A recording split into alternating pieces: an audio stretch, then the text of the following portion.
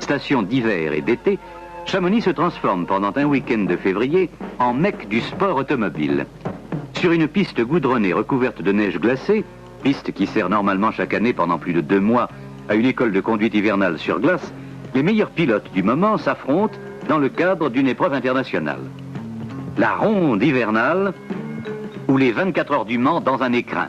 Un festival de virtuosité et de culot, 2 citations qui caractérisent bien cette épreuve. Organisée par l'Office du tourisme, la ronde hivernale est une épreuve très spectaculaire qui se déroule sur un circuit de 1 km comportant de très beaux virages, des épingles à cheveux et une montée. La piste, revêtue d'un goudronnage simple, est garnie d'une couche de neige tassée, damée au fur et à mesure des chutes de neige. Cette neige est aussitôt transformée en glace par les conditions atmosphériques et par un arrosage régulier. Les services techniques de la ville la préparent dès les premières chutes de neige, c'est-à-dire 2 ou 3 mois avant l'épreuve. On arrive ainsi à obtenir un circuit recouvert de 40 à 50 cm de glace, dont le pire ennemi est le föhn, un vent chaud venu ailleurs, de l'étranger. Cette piste a une largeur minimum de 7 mètres et maximum de 15 mètres. Elle est bordée de murs de neige de 80 cm de hauteur au moins.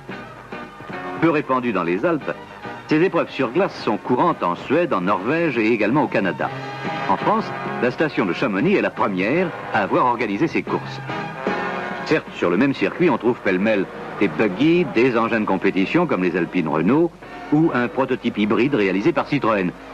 Cela n'est guère conforme aux règles appliquées habituellement aux compétitions. Qu'importe, le vainqueur est celui qui, le premier, passe la ligne d'arrivée sans système de handicap ou autre formule de correction. C'est clair, les spectateurs comprennent et ils sont contents.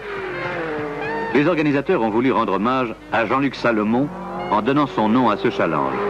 Le sympathique coureur, qui trouva la mort au Grand Prix de Rouen en 1970, fut parmi les premiers à participer à la ronde hivernale de Chamonix. Et cet hommage a toute sa signification dans une profession qui, malgré tous ses attraits, reste une profession du risque.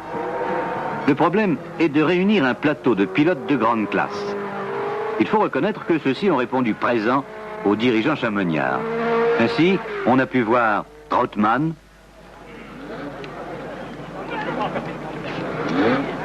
Néret,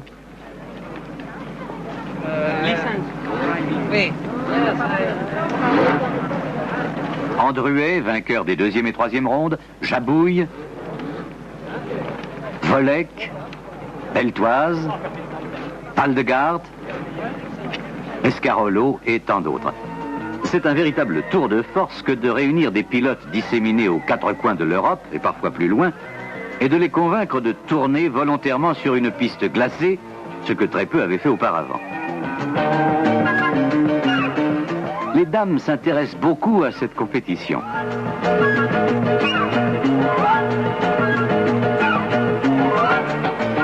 Les concurrentes vérifient attentivement la préparation de leur voiture.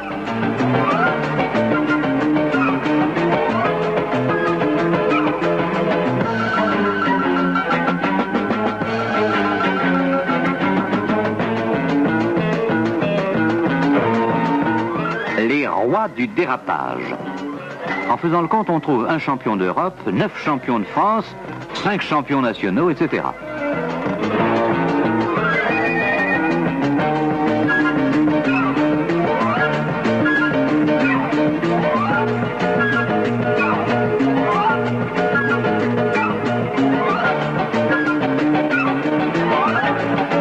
Ayant franchi les éliminatoires, Andruet, qui gagnera la finale, s'entretient avec Alain Bompard, président de l'épreuve. La participation des internationaux est limitée à 36 concurrents. Et le déroulement de l'épreuve par éliminatoire sur 5 ou 10 tours, puis demi-finale et finale, offre un spectacle rapide et continu qui suscite l'engouement du public.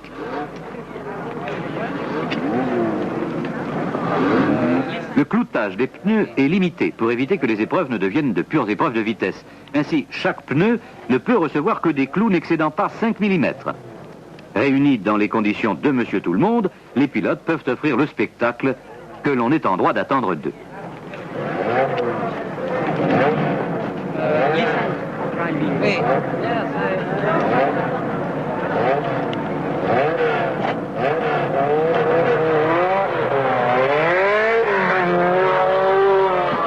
Le beau temps qui règne sur le massif du Mont-Blanc, alors que les villes s'engluent dans les brumes de l'hiver, va permettre un déroulement parfait des demi-finales.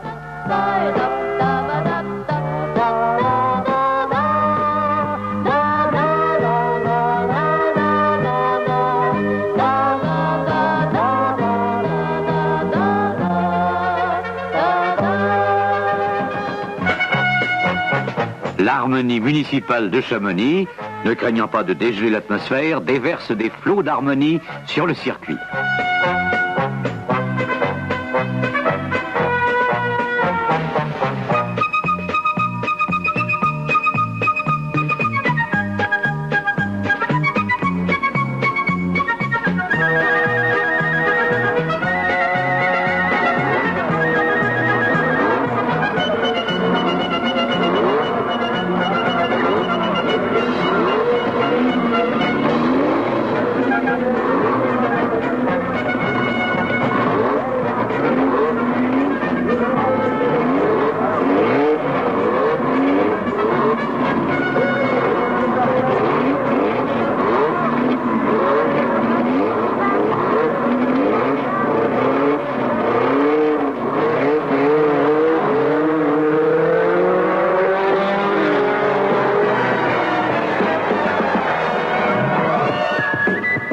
Qui n'a jamais trouvé une plaque de verglas sous ses pneus ne peut apprécier la virtuosité de ces champions qui s'affrontent sur le circuit de la ronde hivernale et qui donnent à cette occasion un aperçu de leur talent.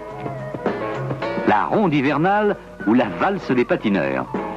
Cette épreuve qui est devenue une classique permet, dans un minimum de place et avec de très bonnes conditions de sécurité, de regrouper un maximum de spectateurs. Plus de 10 000 personnes assistent généralement aux épreuves.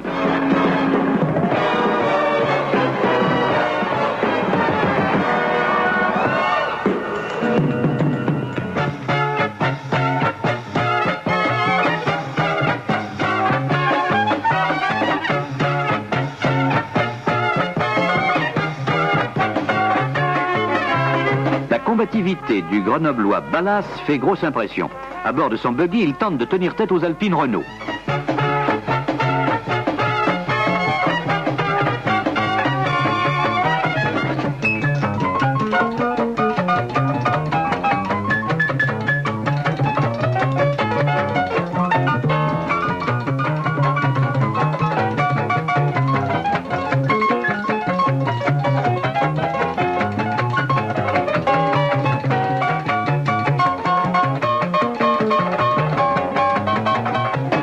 Minute de détente.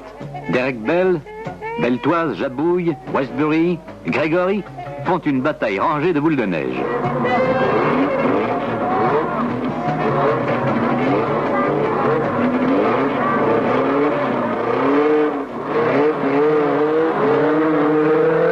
À armes égales, une nouveauté pour la ronde hivernale. Quel pilote de course n'a rêvé de se battre un jour à armes égales contre ses adversaires? Hélas, ce n'est pas souvent le cas. Suivant leur conception et leur préparation, les voitures mises en présence établissent au départ une hiérarchie que les pilotes, malgré leur talent, peuvent difficilement bousculer. Mais pour la première fois peut-être en France, les grandes vedettes de Formule 1 et 2 sont confrontées au volant d'automobiles identiques, des Citroën GS avec le même cloutage.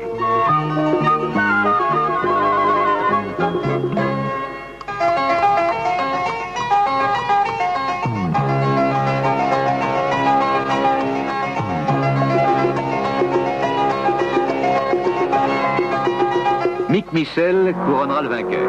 Mais déjà d'autres demi-finales sont en piste.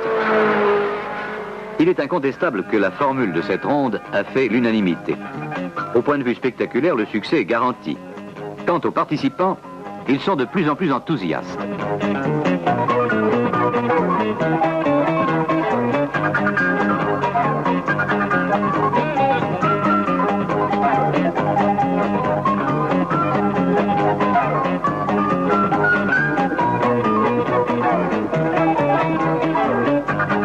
Le public de la ronde acclame les accrochages et les dérapages qui terminent leur glissade dans la neige.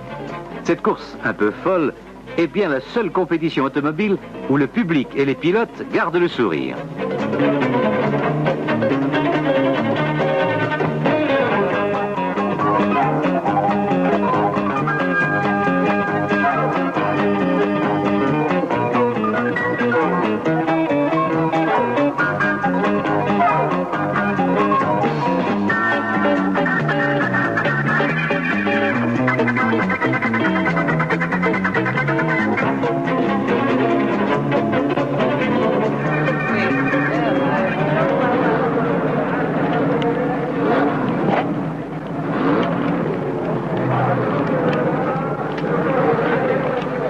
Commente les tactiques de course. Et M. Cotton, grand ami de cette épreuve depuis le début, directeur du service course de Citroën, donne les conseils d'usage. Les engins de la ville remettent en état la piste pour les finales, auxquelles Maurice Herzog, député maire de Chamonix, est venu assister.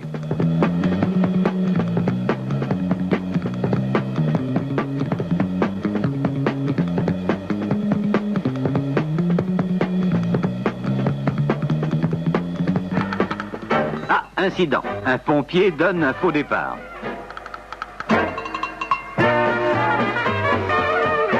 Allez, on recommence. Un chasse-neige autoritaire fait reculer les concurrents sur la ligne de départ.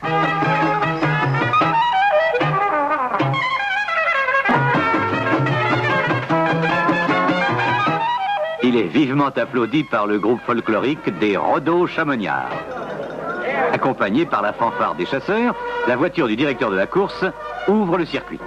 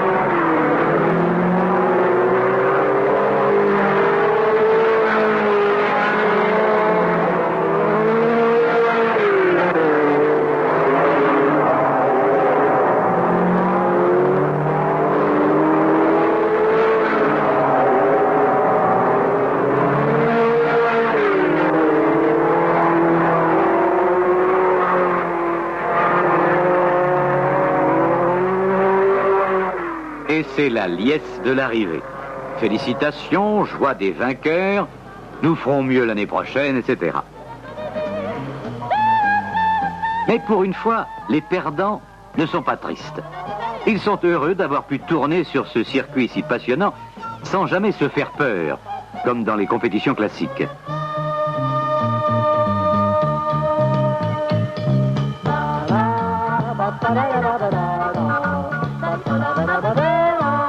Les spectateurs, eux, garderont longtemps encore les visions de ces folles glissades.